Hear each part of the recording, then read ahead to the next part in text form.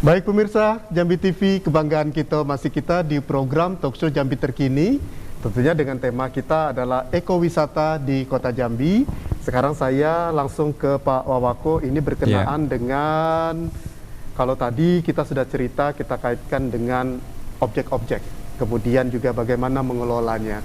Nah sekarang kalau kita bicara destinasi unggulan, tadi sudah disebutkan pedestrian, apalagi di sini ada Camat Danau Sipin. Saya ingin tahu nih, destinasi selain itu apa lagi nih Pak Wawako?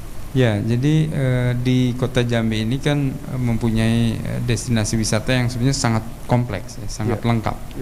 Artinya kalau yang hobi berkaitan dengan alam, kita punya berbagai macam destinasi, baik yang berbasis air seperti Danau Sipin, kemudian yang berbasis hutan, kita punya hutan kota Muhammad Sapki, itu langka sekali di tengah kota, dan itu pengelolaannya sudah sangat profesional saat ini. Kemudian yang hobi terhadap kuliner, kita punya spot-spot kuliner yang juga menjadi unggulan. Kalau yang hobi budaya dan religi, kawasan seberang kita akan tingkatkan terus zona-zona spot yang bernuansa budaya, termasuk rumah Melayu, rumah panggung, ada rumah batu peninggalan sejarah perundingan Pangeran Wirokusumo, ada sanggar batik dan para pembatiknya, ada masyarakat Melayu yang betul-betul kultur kehidupannya masak, misalnya makanan-makanan khas kuliner yang tadi disebutkan.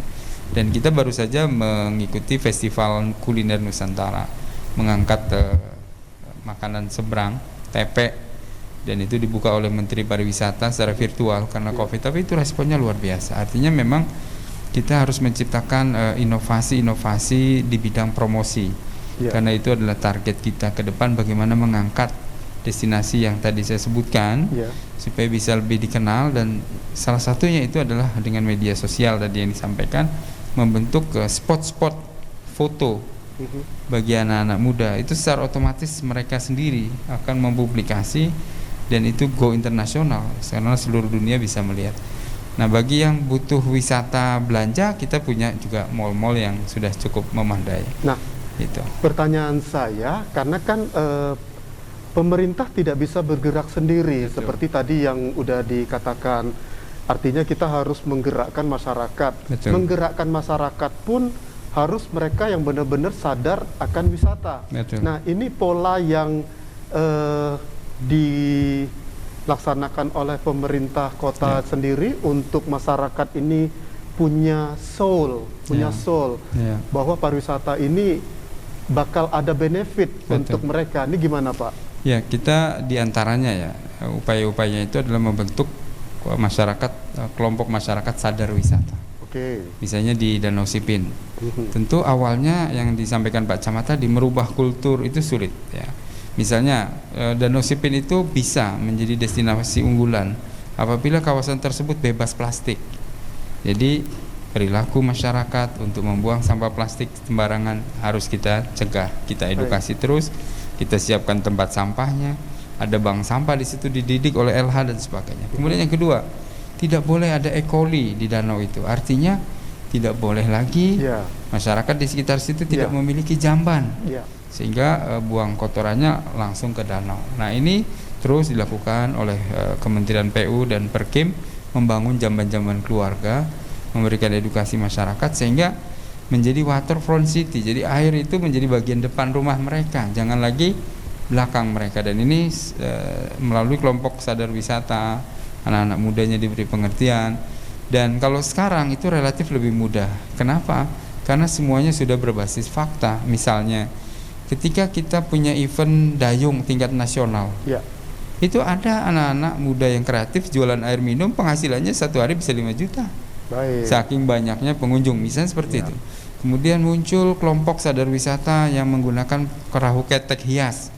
Wah, sekarang penghasilannya sudah lumayan. Nah, sekarang kami memang masih memberikan keleluasaan kepada masyarakat untuk silakan berinovasi. Yang penting ada kelompoknya, dikoordinir oleh mereka sendiri. Karena nanti ketika Danau Sipin itu sudah selesai, dalam tanda kutip daya dukung infrastrukturnya kita bangun melalui APBD kota, provinsi, bahkan nasional.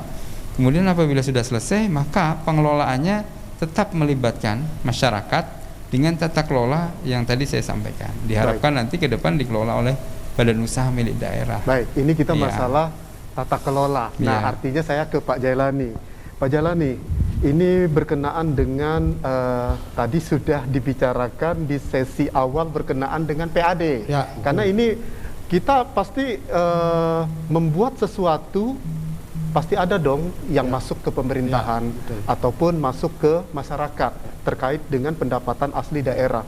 Kalau saya tanya ke Bapak, sebenarnya kalau untuk objek-objek wisata yang ada di Kota Jambi ini, kalau secara grafik untuk PAD sendiri itu sudah berada di mana? Kalau secara, karena kita based on-nya data, gimana nih Pak Jailani?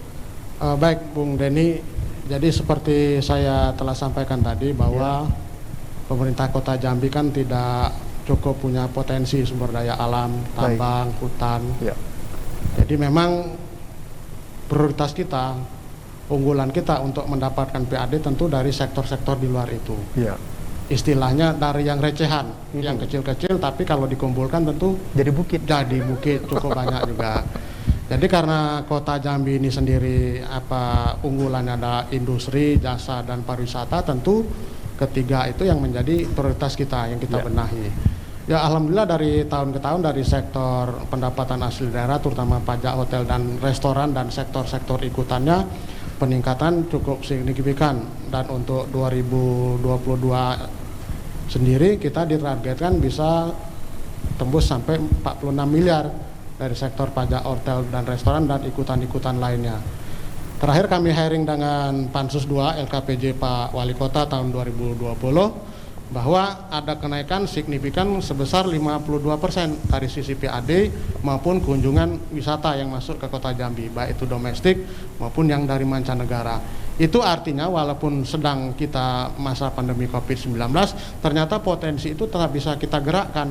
Nah ini harus kita bisa baca peluang ini, jangan sampai kita tidak manfaatkan dengan baik. Karena ada juga sektor-sektor lain kan yang mengalami pelemahan atau perlambatan, sehingga sektor ini harus kita genjot. Tentu faktor-faktor untuk mendukung ke arah itu harus kita benahi, kita melibatkan semua pihak. Tadi sudah disampaikan oleh Pak Wakil Wali Kota, masyarakat di sekitar objek wisata itu jangan hanya menjadi penonton, dia akan menjadi masalah di kemudian hari kalau kita tidak libatkan. Jadi mereka semua kita rangkul, akademisi, praktisi bidang itu juga kita libatkan.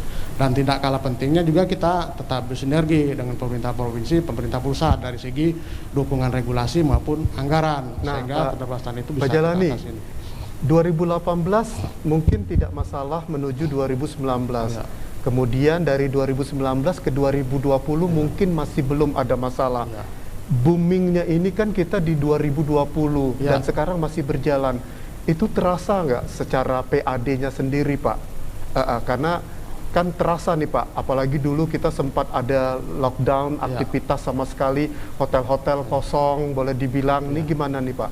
Ya tentu sangat terasa sekali, terutama beberapa waktu yang lalu dari kawan-kawan PHRI berkomunikasi, beraudien dengan kita bahwa tingkat hunian rata-rata di bawah 10%. Kemudian juga tamu-tamu kalaupun ada yang datang tidak cukup lama, hanya sekedar untuk transit. Oleh sebab itu kan beberapa waktu yang lalu di akhir tahun 2020 pemerintah pusat juga kan mengucurkan dari Kementerian Pariwisata dan Ekonomi Kreatif untuk menstimulus kawan-kawan di sektor hotel dan pariwisata ini. Paling tidak untuk dia gaji karyawan, membayar hal-hal yang pokok tidak diambil dari pendapatan itu.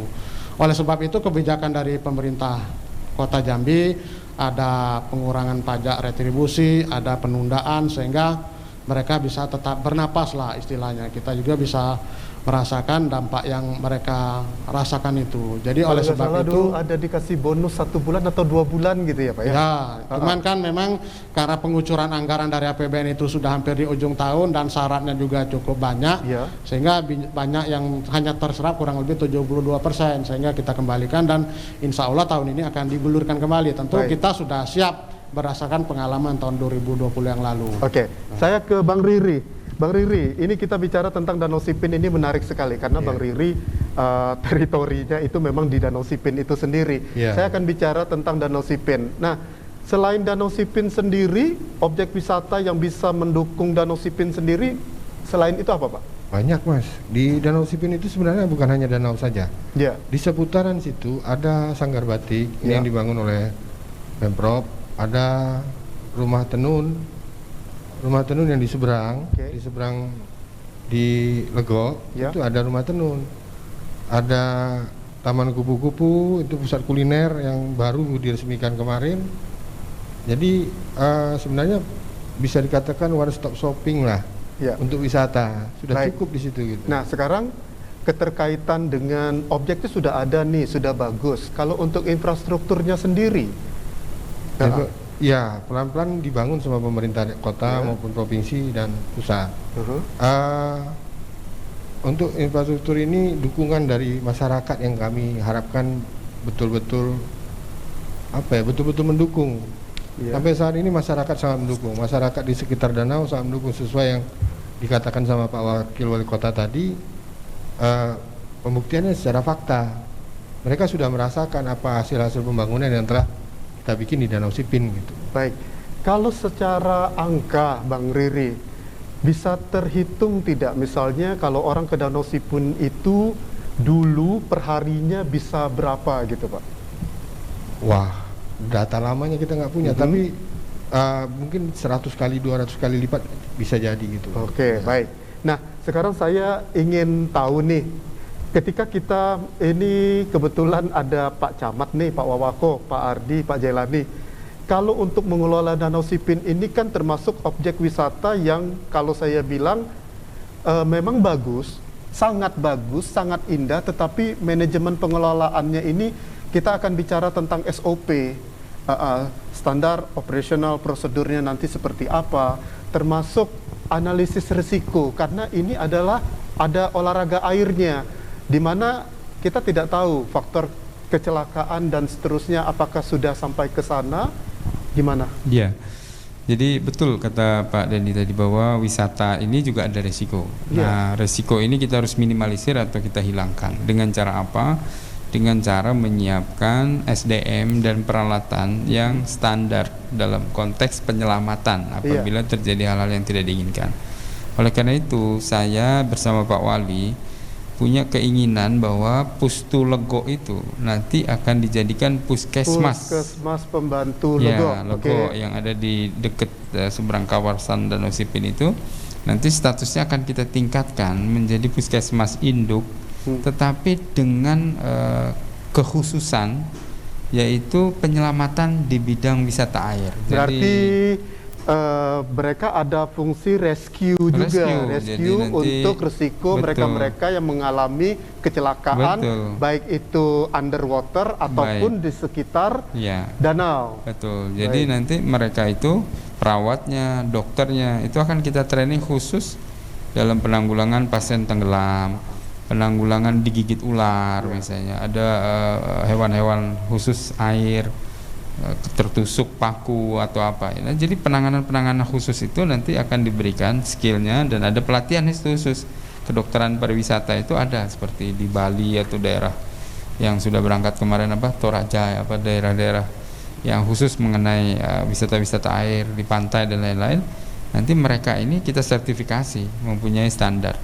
Kemudian dari aspek keamanan, nanti tentu kita juga akan mewujudkan polisi pariwisata di sana. Jadi polisi yang dibekali kemampuan di bidang kepariwisataan. Jadi lemah lembut, senyum sapa yang sabta pesona tadi, tetapi tetap memberikan rasa aman kepada para pengunjung dan mengantisipasi mencegah tingkat kriminalitas seperti kecopetan dan lain-lain karena ada petugas. Tapi petugasnya khusus di bidang pariwisata. Jadi memang secara menyeluruh konsep pengembangan Danau Sipin ini melibatkan berbagai macam stakeholders dan ini terus kita mengarah ke sana. Nanti di endingnya bahwa ini menjadi objek wisata unggulan, destinasi wisata unggulan di Kota Jambi yang pada akhirnya nanti pada akhir masa jabatan kami ini menjadi sentra juga untuk meningkatkan PAD tadi, yang pada akhirnya PAD yang masuk akan dikembalikan lagi untuk pembangunan bagi masyarakat itu sebagai sumber pendapatan asli daerah dan sumber biaya pembangunan kembali kepada masyarakat. Oke, saya ke Pak Ardi. Pak Ardi, ini berkenaan dengan ekowisata, artinya saya akan bicara tentang pelestarian lingkungan. Nah, mungkin himbauan atau berbentuk ajakan dari Dinas Lingkungan Hidup sendiri untuk mereka-mereka yang berada di kawasan objek wisata, apalagi sekarang udah geliatnya ini nih. Jujur, kalau dulu saya tuh kadang-kadang suka bingung mau ngajak tamu kemana. Kalau sekarang saya tinggal hanya berapa langkah sudah dapat. Ditambah lagi oleh-oleh sekarang udah banyak sekali. Kalau untuk lingkungannya sendiri gimana Pak Ardi? Iya, terima kasih. Kalau kita coba, ini banyak berbicara mengenai Danau Sipin. Ya. Kalau kita berbicara Danau Sipin, bahwa berdasarkan hasil evaluasi kami di dalam meneliti kualitas air Danau Sipin, itu di awal cemar berat. Saat ini sudah di kondisi cemar sedang mendekati baik, sudah sedikit rendah di situ. Oleh karena itu kualitasnya sudah mendekati baik. Karena banyak sekali sudah kita lakukan kegiatan-kegiatan untuk membersihkan Danau Sipin. Dari Dinas Lingkungan Hidup ada khusus petugas, ada 2 perahu pembersih Danau Sipin yang kita beri nama Sihdapin. Ada Sihdapin 1 dan Sihdapin 2. Makna ini adalah kepanjangan dari pembersih Danau Sipin. Nah, jadi dia membersihkan Danau Sipin. Yang dulunya banyak enceng gondok, saat ini alhamdulillah enceng gondoknya sudah beransur-ansur sudah tidak ada. Boleh dikatakan tinggal sedikit lagi kami akan membersihkan enceng gondok itu, karena masih di bagian hulunya masih ada masyarakat yang mempertahankan enceng gondok itu untuk tempat ikan di sana. Nah, ini yang kadang-kadang terbawa arus. Kemudian ada pintu-pintu air untuk menahan sampah-sampah yang ada dari sungai-sungai yang ada di Danau Sipin, seperti Sungai Kenali Besar atau Sungai Sulur, yang itu adalah keluaran atau muara dari Sungai Kenali Besar dan Sungai Kenali Kecil yang masuk ke Teluk Kenali. Di Danau Teluk Kenali juga ada potensi untuk peningkatan wisata nanti ke depan. Kemudian ada Sungai Kambang, Sungai Putri, dan Sungai Solok Sipin.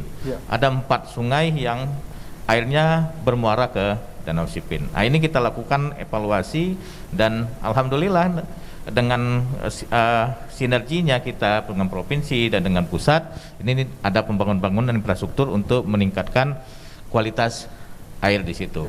Nah, di luar itu kita tetap melakukan bagaimana kota Jambi ini tetap bersih.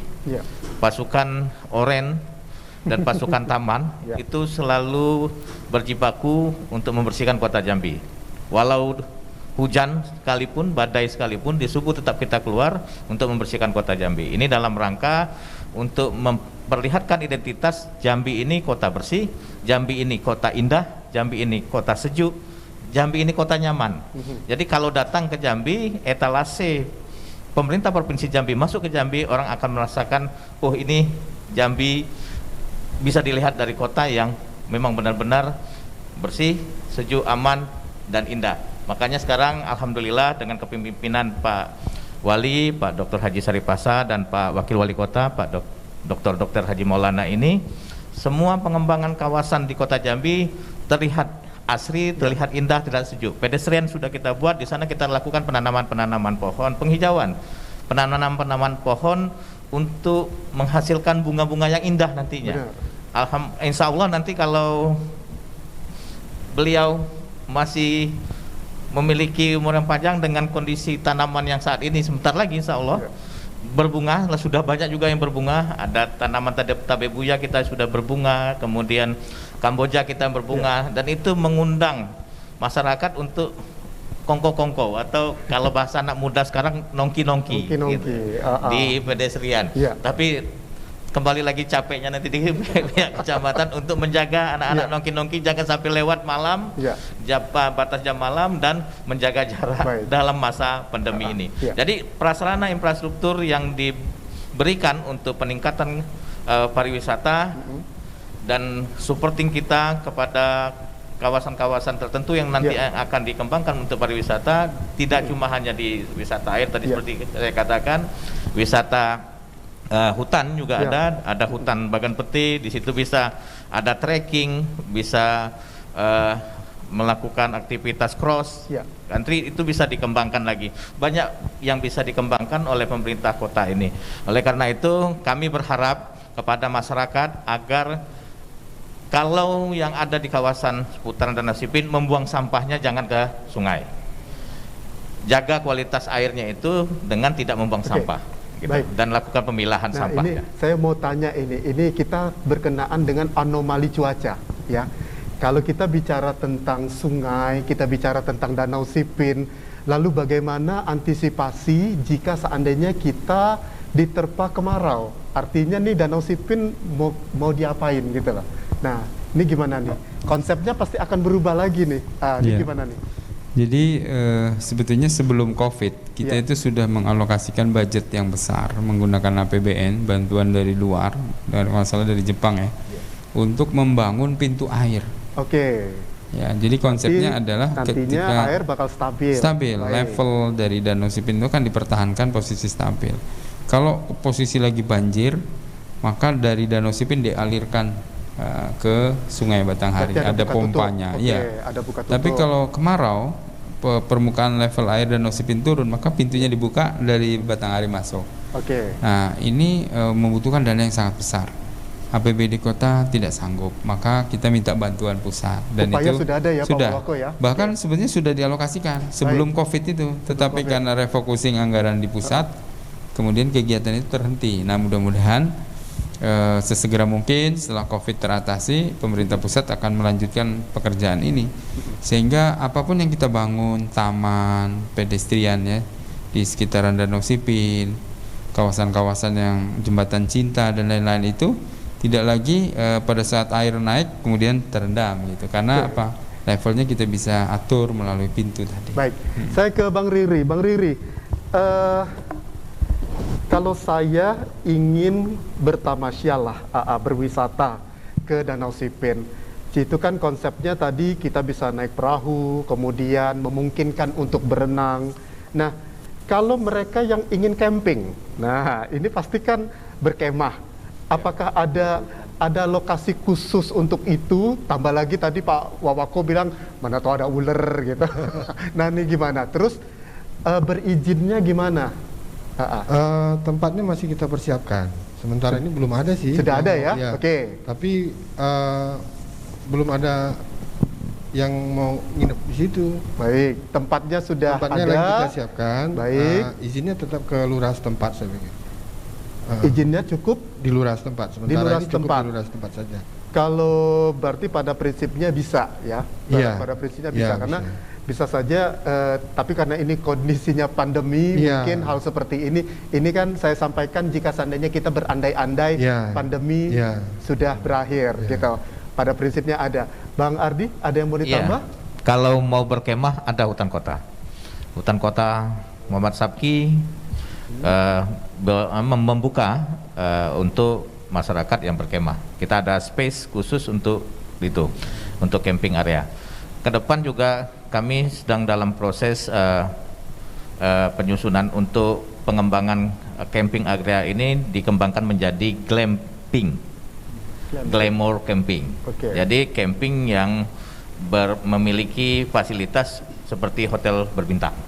Nah, itu yang sedang dilakukan upaya untuk menuju ke situ. Kemudian ada di hutan kota Bagan Pete, dimungkinkan juga untuk berkemah di sana. Nanti satu lagi di hutan kota hutan kota Rengas di dekat Buluran. Izinnya boleh ke Dinas Lingkungan Hidup melalui UPT hutan kota. Sudah banyak yang melakukan aktivitas camping, jadi tidak perlu jauh-jauh mau camping ke hutan. Di dalam kota juga ada tempat camping yang berbentuk hutan. Demikian. Nah, Pak Jalani, singkat saja Pak Jalani. Tentunya harapan ke depan dan juga target berkenaan dengan kepariwisataan dan kebudayaan di Kota Jambi, gimana Pak? Yang pertama soal wisata Danau Sipin. Pemerintah sudah cukup banyak menganggarkan dana, provinsi, kota maupun pusat. Tentu kita sangat berharap masyarakat sekitar bisa menjaga ini dengan baik. Jangan mencoret-coret, mengambil, merusak, sehingga ini akan menimbulkan citra yang tidak baik bagi wisata yang datang ke Danau Sipin, terutama yang dari luar Provinsi Jambi.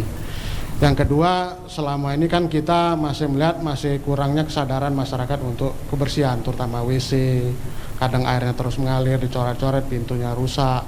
Nah itu yang saya pikir terus-menerus melalui Pak Lurah, Pak Camat diingatkan, mari kita jaga bersama potensi yang menjadi kebanggaan kita.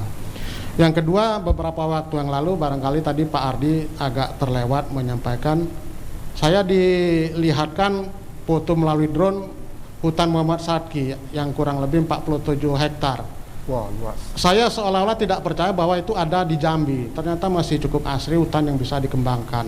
Masih ada jejak harimau, beruang, kata Pak Uji Kepala UPT-nya.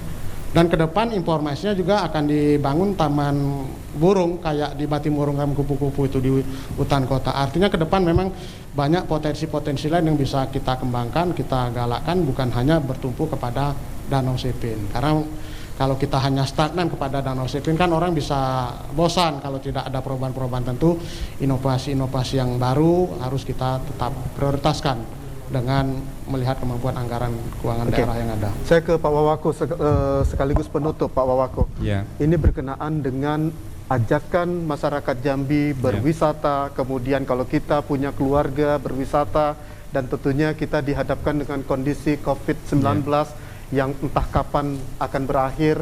Artinya geliat ekonomi terus, pariwisata harus terus. Mungkin Pak Wawako ada himbauan khusus? Ya, kami dari pemerintah dalam rangka mendukung keberhasilan dan kesuksesan pariwisata di Kota Jambi tentu melakukan koordinasi dan pembinaan secara terus-menerus melalui kelompok-kelompok yang berkaitan dengan wisata. Misalnya PHRI, Persatuan Perhotelan itu kita beritahu bagaimana memberikan pelayanan kepada tamu dengan standar protokol kesehatan yang baik. Bahkan kita sudah mengirimkan ke pusat dan kita pernah menang. Salah satu hotel kita menang menyediakan pelayanan hotel berbasis protokol kesehatan. Kemudian yang kedua, kita juga mengumpulkan para biro jasa perjalanan yang wisata. Di Kota Jambi ini kita juga butuh, karena banyak sekali turis-turis dari luar negeri yang menanyakan paket-paket wisata di Jambi, bekerja sama dengan biro wisata, biro perjalanan wisata. Ini juga kita kumpulkan, bagaimana supaya wisata ini sehat. Artinya siapa yang mau datang di sini harus mencantumkan misalnya surat keterangan bebas COVID melalui PCR dan lain sebagainya. Kemudian yang ketiga juga kita melibatkan masyarakat melalui kelompok sadar wisata tadi. Kelompok sadar wisata ini terus kita lakukan upaya-upaya pembinaan, peningkatan kapasitas dan kemampuan mereka supaya siap menerima kunjungan-kunjungan wisata. Sehingga paralel kita lakukan promosi, tetapi secara internal kita juga tingkatkan kemampuannya. Kemudian sebentar lagi juga kota akan mengukuhkan himpunan pramu wisata. Ya, jadi itu adalah kelompok anak-anak muda yang memang sudah memiliki skill khusus untuk mendampingi para turis yang datang ke Jambi. Mereka memahami betul sejarah budaya Jambi sehingga mampu menjelaskan secara baik. Kemudian tahu destinasi wisata termasuk juga kultur Jambi dipahami betul, sehingga para wisatawan itu dimanjakan dalam tanda kutip. Artinya kita memberikan kenyamanan yang lebih dari ekspektasi yang mereka harapkan. Nah, kalau secara simultan nanti di bawah binaan Dinas Pariwisata ini secara kontinus dilakukan, maka harapannya nanti akan terjadi peningkatan. 30 detik saja untuk mereka-mereka para pesepeda, bagaimana ekowisata? Ya, ekowisata menjadi alternatif bagi para goeser ya, karena sangat menyenangkan, udaranya sejuk, indah, dan trekkingnya cukup menantang. Kadang-kadang naik, kadang-kadang turun. Nah, itulah kehidupan, kadang naik, kadang turun. Itu, ya. Hidup itu kadang naik, kadang turun. Pak Wawako, terima kasih. Yang terakhir ini penting ini karena kita banyak pesepeda, ya. Jadi bersepeda juga berwisata. Oke, Pak Wawako, terima kasih sudah hadir di studio. Kemudian Pak Ardi, terima kasih, Kepala Dinas Lingkungan Hidup Kota Jambi. Kemudian Bapak Jailani, Pelaksana Tugas Kepala Dinas Pariwisata dan Kebudayaan Kota Jambi. Bang Riri, Pak Camat Pelayangan, terima kasih juga. Danau Sipin yang punya danau. Terima kasih Bang Riri. Ini luar biasa. Kita sebenarnya kalau kita bicara tentang objek-objek wisata ternyata banyak sekali. Nanti jadi PR berat Bang Riri karena Bang Riri berada lokasinya ini ada Danau Sipin di situ, menjadi sesuatu pekerjaan yang luar biasa. Ditambah lagi ada bakal ada puskesmas yang berfungsi khusus. Di sana ada peran rescue tentunya untuk Danau Sipin itu sendiri. Bang Riri sehat-sehat selalu, Pak Jelani sehat, Pak Ardi sehat, Pak Wawako sehat. Dan pemirsa, tidak terasa kita sudah sampai di penghujung dari Talkshow Jambi Terkini. Dan tentunya harapan kami kepada Anda tetap kita protokol kesehatan, tetap mengenakan masker, menjaga jarak, dan menghindari kerumunan, dan juga mencuci tangan. Bagi Anda yang ingin mudik, kita masih suasana Syawal, tahan-tahan dulu. Yang penting kita semuanya sehat. Terima kasih, semoga tayangan ini bermanfaat. Selamat sore, sampai jumpa. Wassalamualaikum warahmatullahi wabarakatuh.